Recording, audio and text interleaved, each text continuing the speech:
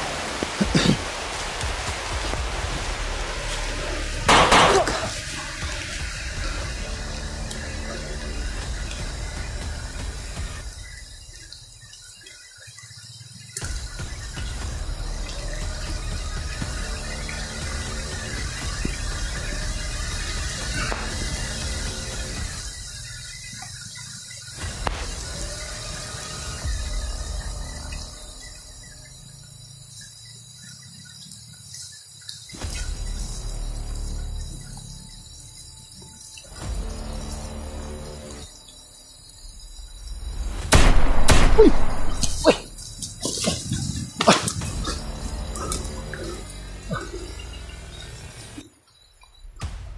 Muntik na ka ng sniper. Uy!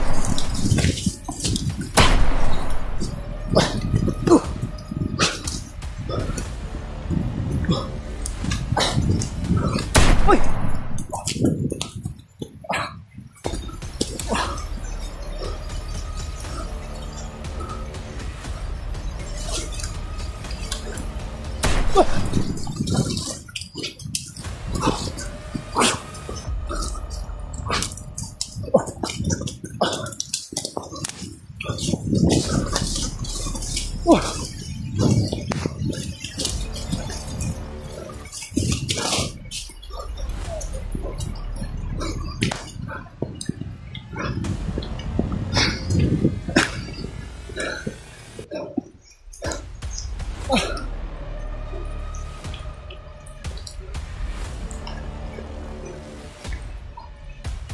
Grabe.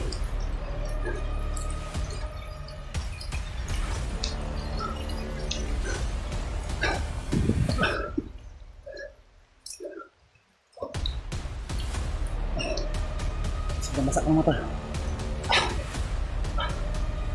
Sudah lakas ng ulan.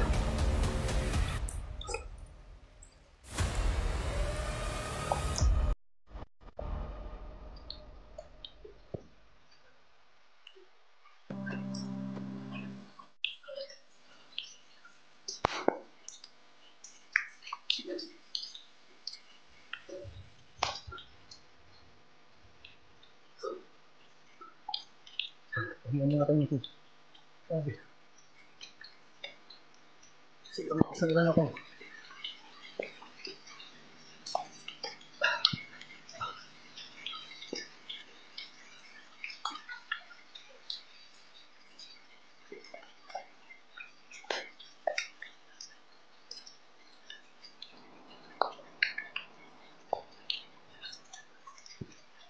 Hindi tayo tinitagal ito mga to. Di bali na maulan mga tol. Makaalis na tayo sa area na to. Sabi.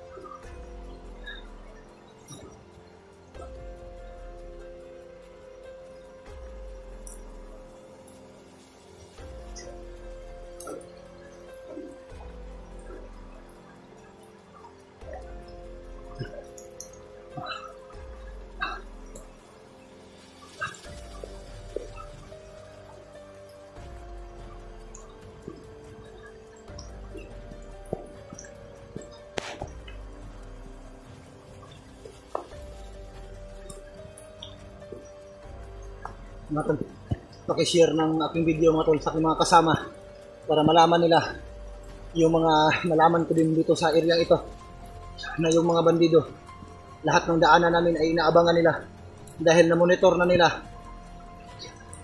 yung mga ibang kasamahan ko na umakyat dito sa kagubatan, lalong-lalo na mga tol kay Brad Julio, para malaman din ni Brad Julio mga tol yung mga pangyayari dito mga tol, dahil nag-iisa lang si Brad Julio, baka mahuli siya ng mga bandido mga tol, dahil sobrang dami ng mga bandido na daanan ko mga tol. Isang hukbo yung nadaanan ko mga tol, pero iniiwasan ko lang, pero yung iba nakita nila ako, pinahabol nila ako mga tol. Buti na lang ay nakapagtago ako kaagad mga tol.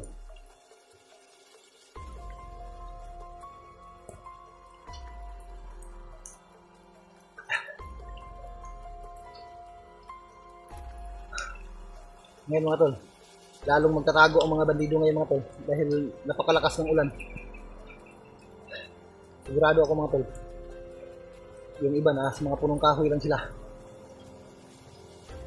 doon din nagtatago. Sigurado ako doon sa mga makakapal na damo para hindi sila mabasa dahil napakalakas ng ulan mga tol.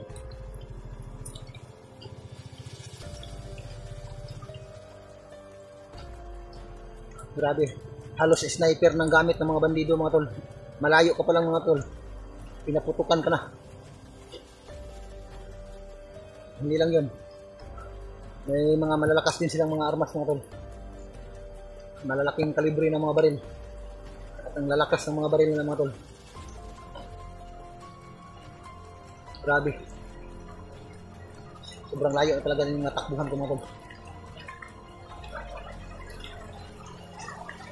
Kaninang umaga pa ako dito mga tol, hindi ko pa rin natagpuan si Brad Julio, pero mabuti na lang mga tol ay nabasa ni Brad Julio yung mensahe ko para sa kanya na wag na siyang tumuloy kung saan yung ibinigay kong, yung unang binigay kong location na pwede kami magkita doon. Yung pangalawang mensahe ko sa kanya para doon kami magkita dahil yung unang location may mga bandido na kaabang doon dahil monitor niya kami, monitor nila kami.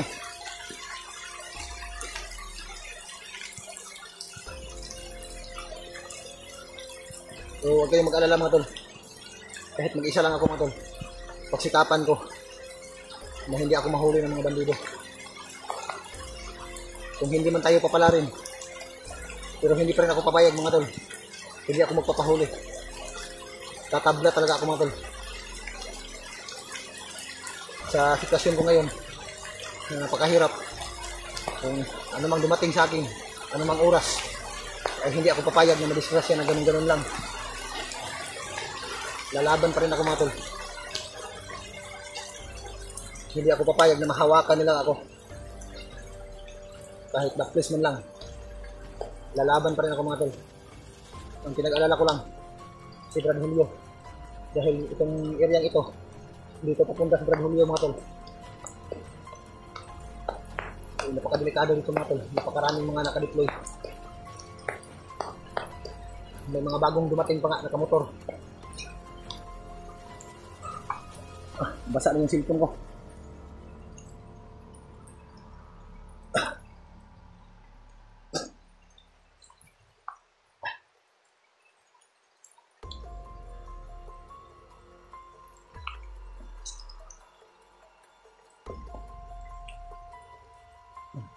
Yan samantala, dito muna ako mga tol. Magpapahinga muna ako ito. Napakalakas talaga ng ulan.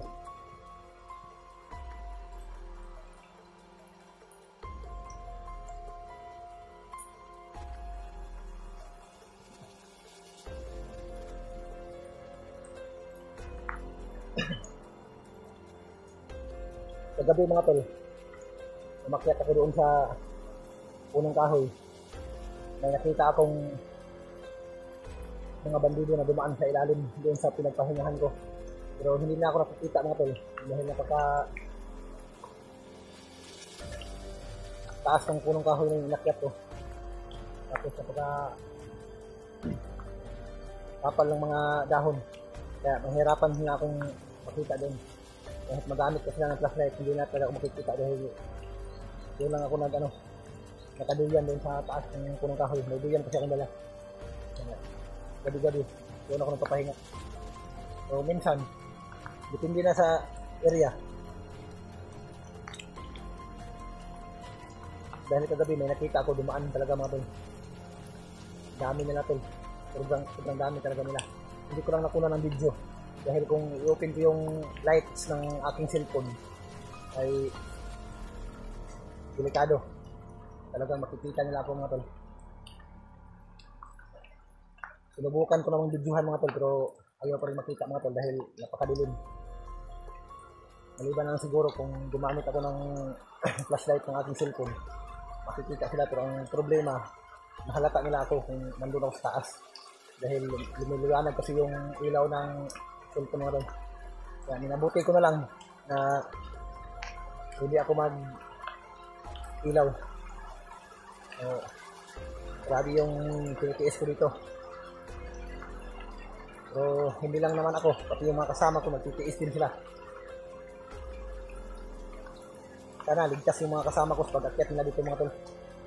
So, pakiabot mga tol ng aking videos kanila para malaman din nila na gano'n ang mga pangyayari. Yung mga naririnig ko sa mga bandido ay nakaabang lang sila mga tol dahil namumonitor nila kami.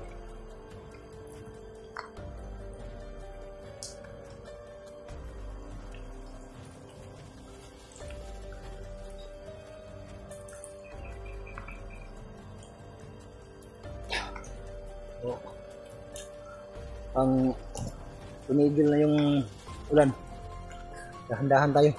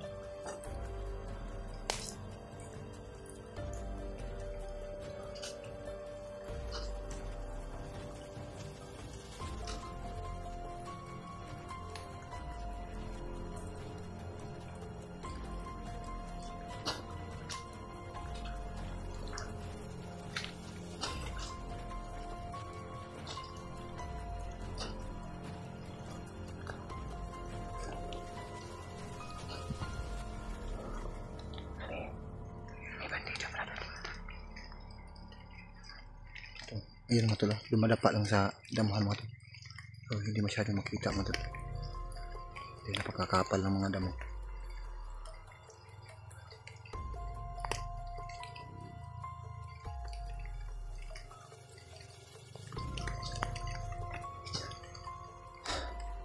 Alis tayo dito mga tol.